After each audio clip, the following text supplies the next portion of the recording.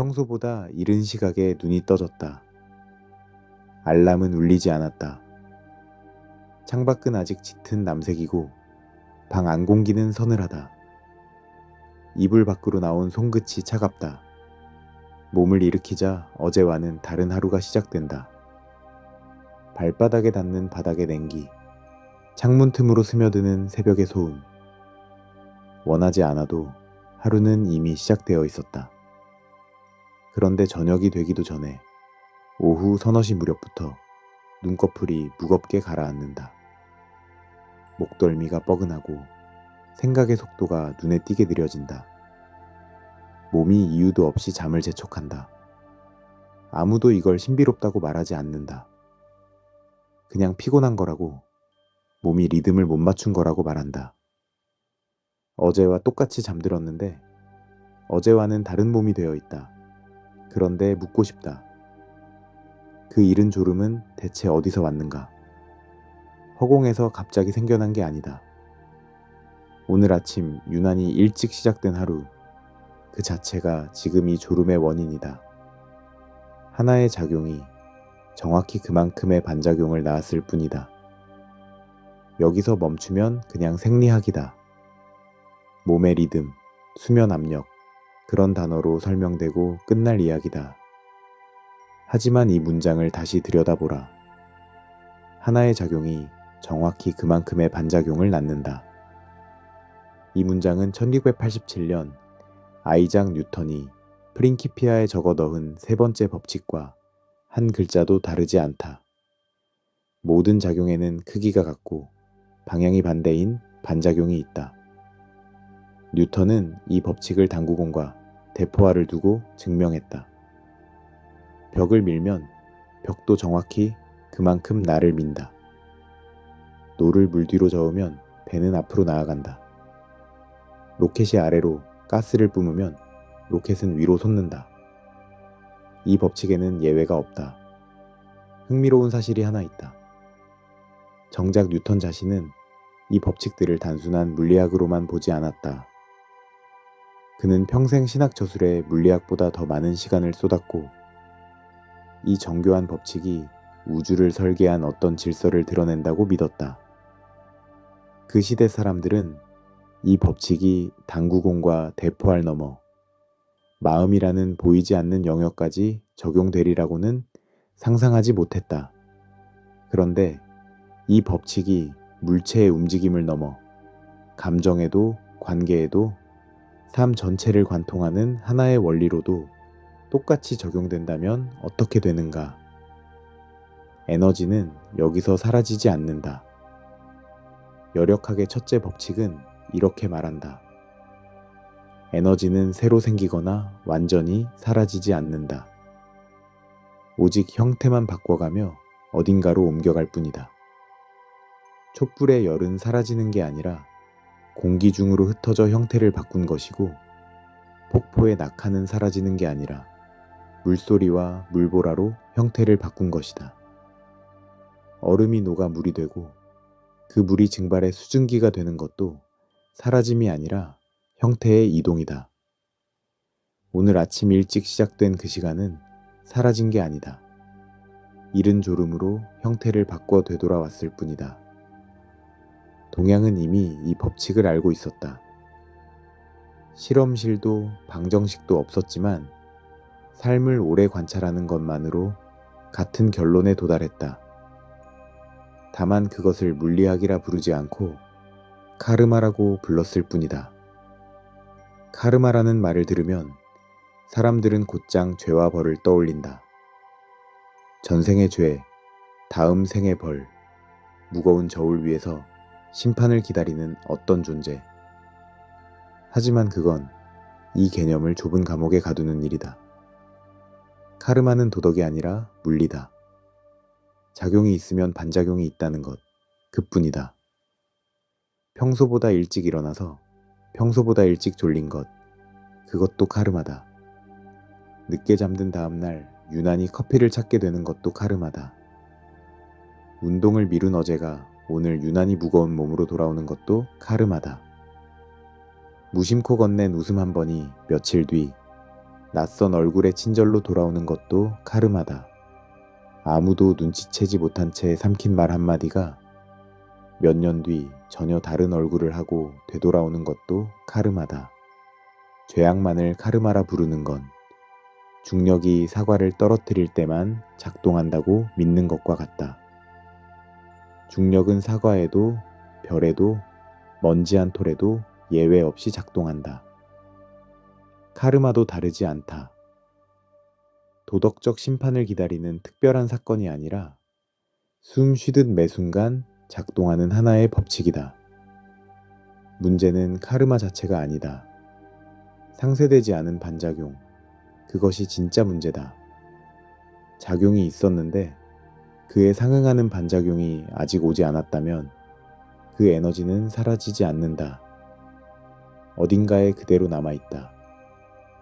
오늘 이유 없이 유난히 무거운 감정, 설명할 수 없이 반복되는 삶의 패턴, 벗어났다고 생각했는데 자꾸 같은 자리로 돌아오는 관계, 말하지 못한 채 삼킨 서운함, 사과받지 못한 채 그냥 넘어간 상처.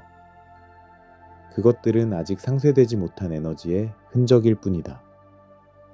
인생을 짓누르는 건 카르마라는 개념 그 자체가 아니다. 완결되지 못한 채 어딘가를 떠도는 에너지, 바로 그것이다. 어떤 사람과의 인연이 유난히 마음에 걸릴 때가 있다. 이유를 설명할 수 없는데 그 얼굴을 떠올릴 때마다 가슴 한켠이 저릿하다. 좋은 감정도 나쁜 감정도 아닌 정체를 알 수 없는 무게. 어쩌면 그것도 아직 완결되지 않은 반작용의 흔적일 수 있다. 이번 생에서 시작된 작용이든 그보다 오래된 작용이든 그 에너지는 상쇄될 자리를 찾을 때까지 사라지지 않는다. 인연이라는 말이 유독 무겁게 느껴지는 이유도 어쩌면 여기에 있다. 밀어내려 할수록 더 선명해지고 잊으려 할수록 더 자주 떠오르는 얼굴들. 그것들은 잊히지 않는 게 아니라 아직 완결되지 않은 것이다.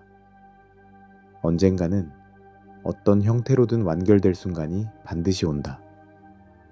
고독도 다르지 않다. 아무도 곁에 없는 밤, 유난히 사무치는 외로움이 찾아올 때가 있다. 사람들은 그것을 성격 탓이라 하거나 그저 상황 탓이라 한다. 하지만 그 고독의 무게 역시 어디선가 시작된 작용에 대한 반작용일 수 있다. 누군가를 밀어냈던 순간, 마음을 닫았던 선택, 손 내밀 기회를 흘려보냈던 어느 하루, 그 모든 작용들이 지금 이 밤 고독이라는 얼굴로 돌아온 것인지도 모른다. 누구의 잘못도 아니다. 그저 아직 상쇄되지 않은 에너지가 지금 이 순간 가장 자연스러운 형태로 나타난 것뿐이다. 2020년 노벨 물리학상을 받은 로저 펜로즈는 여기서 한 걸음 더 나아갔다. 그는 애리조나 대학의 스튜어트 해머로프와 함께 의식이 양자 수준에서 일어나는 사건이라는 이론을 내놓았다. 미시 세계에서 입자는 여러 가능성이 동시에 겹쳐진 채로 존재한다. 이미 100여 년 전 이중 슬릿 실험이 보여준 것처럼 누군가 관찰하기 전까지 입자는 두 갈래 길을 동시에 지나간다. 아인슈타인은 이 결론을 끝내 받아들이지 못했다. 신은 주사위 놀이를 하지 않는다며 평생을 두고 반박했다. 하지만 이후 반복된 실험들은 매번 같은 결론에 도달했다. 관찰하는 순간 그 겹쳐진 가능성 중 단 하나가 붕괴해 우리가 아는 현실이 된다. 다시 말해 무언가를 바라보는 행위 그 자체가 결과에 개입한다. 본다는 것은 수동적인 일이 아니다. 세계를 만드는 행위다. 과학은 여기까지 말한다.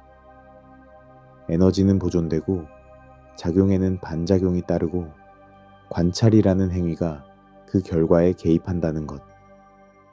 실험실의 언어는 거기까지밖에 다다르지 못한다. 그 에너지가 정확히 언제, 어떤 얼굴로 돌아올지 결정하는 건 과학의 언어 너머에 있다. 그 다음은 훨씬 오래된 가르침들의 몫이다.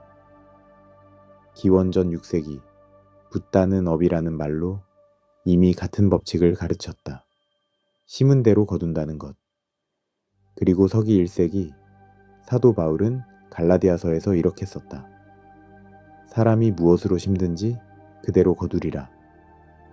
시대도 다르고 언어도 다르고 서로 만난 적도 없는 두 가르침이 같은 문장에 도달했다.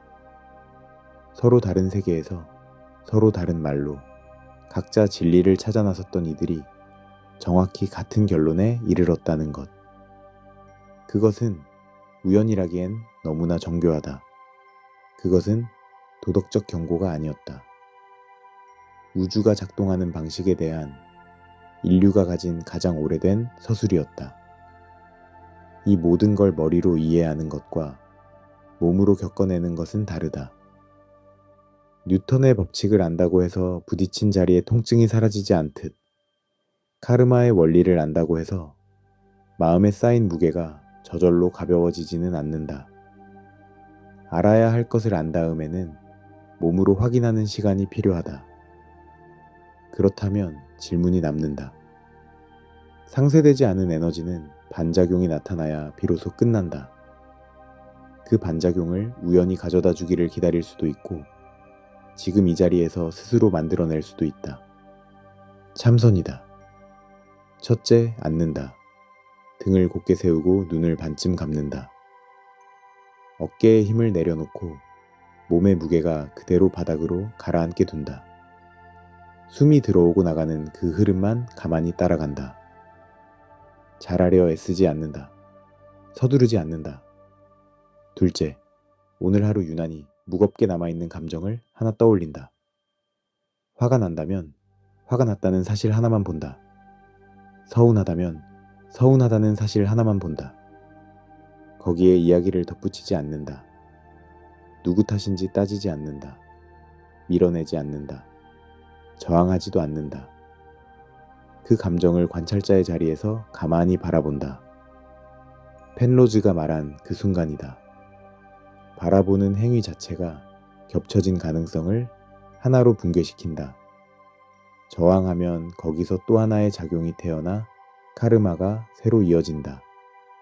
그저 바라보기만 하면 그 자체가 반작용이 되어 그 자리에서 상쇄가 완성된다. 셋째, 숨을 내쉬며 그 감정에게 조용히 말해준다. 나는 너를 밀어내지 않는다. 지금 여기서 너의 반작용이 되어주겠다. 더 이상 다음 생까지 끌고 갈 필요 없다. 그것으로 끝난다. 이것이 참선이 하는 일이다. 반작용이 우연히 오기를 기다리는 게 아니라 뉴턴이 말한 크기가 같고 방향이 반대인 그 힘을 지금 이 자리에서 스스로 만들어내 상쇄를 완성하는 것이다. 기다림이 아니라 완성이다. 하루 만에 완벽히 해낼 필요는 없다. 오늘 완결시키지 못한 에너지는 내일 다시 바라보면 된다. 조급함 그 자체도 하나의 저항이다. 매일 밤 단 몇 분, 그저 바라보는 연습을 반복하는 것.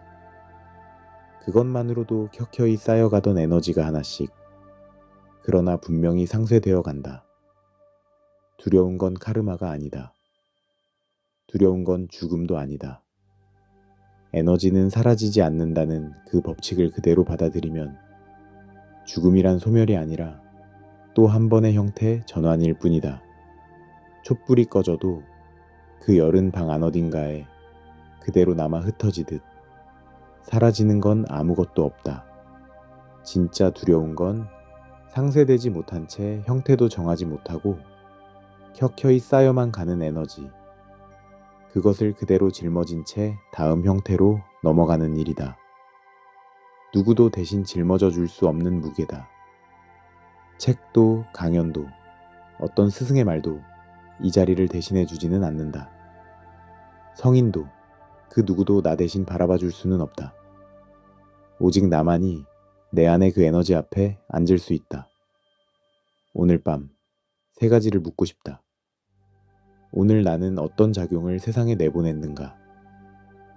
지금 내 안에 무겁게 남아있는 이 감정은 정말 이번 생에서 시작된 것인가? 그리고 나는 이 반작용을 밖에서 우연히 오기를 기다릴 것인가? 지금 여기서 스스로 만들어 끝낼 것인가? 다른 누구의 밤도 아닌 바로 지금 이 밤이다. 그 답을 이미 알고 있는 건 다름 아닌 이 밤의 나 자신뿐이다.